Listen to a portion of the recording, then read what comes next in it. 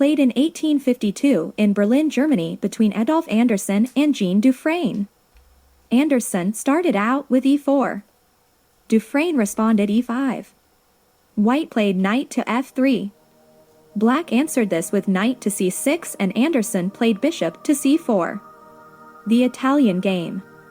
Black responded with the standard bishop to c5. Anderssen then played b4. The Evans Gambit. Intentionally giving up a pawn for a positional advantage and a probable better center. Black played bishop takes b and white then pushed c3. Continuing the whole idea of the gambit to seize the center. Black responded with bishop to a5. Now continuing with his original plan, Anderssen played d4. Refusing to allow white full control of the center, black takes the d pawn with e times d, white castles out of the pin on c3. Black pushed the d pawn instead of capturing. Not wanting to leave it there for white to capture, rebuilding his center. Black had other things in mind. Anderssen played his queen then to b3, making a battery against the weak f7 pawn. Dufresne develops his queen, ending the initial threat to f7. White advances his e-pawn, putting the question to the queen. Black sidesteps the attack, still defending the f-pawn as well as lining up on the same files as white's king. Anderssen moves his rook over one file to e1, placing it on the better half-open file where it can do more work. Now black makes way for potential castling as well and develops his second knight to e7. Anderssen develops his bishop to a more active diagonal with bishop to a3. He has quite a bit of force now aimed at black's kingside.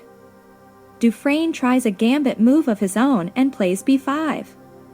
Effectively ending the battery, at least temporarily, at the expense of a pawn. Anderssen takes the pawn with his queen.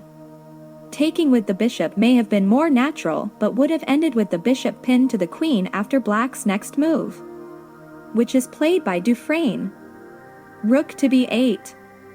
Anderssen moves the queen out of jeopardy with queen to a4. Black redirects his dark squared bishop to b6. Aiming at white's king. White now moves his second knight into the game and frees his second rook as well with knight from b1 to d2. Dufresne also activates another piece with the move bishop to b7. Now Anderssen centralizes his knight, bringing it more actively into the fray with knight to e4.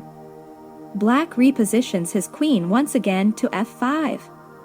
And white finally captures black's d-pawn with bishop takes d3, creating a potentially devastating discovered against black queen with a check on d6. Not about to fall for such a simple threat, black moves his queen yet again. This time to h5, eliminating the threat of a discovery. Anderssen then, however, made a very surprising move. A knight sacrifice actually. He moved his knight to f6, forking the king and the queen, despite the fact that the knight can be captured. A very unexpected move that will, however, lead to a magnificent mating sequence of moves. Dufresne is all but obligated to capture the knight unless he's willing to give up his queen, and in this position that would not be advisable. So he played g takes f. Anderssen takes back with e times f. Now that the g file is half open, Dufresne takes advantage of that and moves his rook there to bear down on white's king, planning an attack of his own. White ignores the somewhat obvious threats and plays his rook from a1 to d1. And black begins to close in for the kill, taking the knight on f3 with his queen and threatening a mate on g2. Anderssen has a more dynamic plan though, and has no intention of allowing black the single move he would need to checkmate him. Doing so by checking Dufresne now on every move until he mates him. Starting with rook times e7. Check.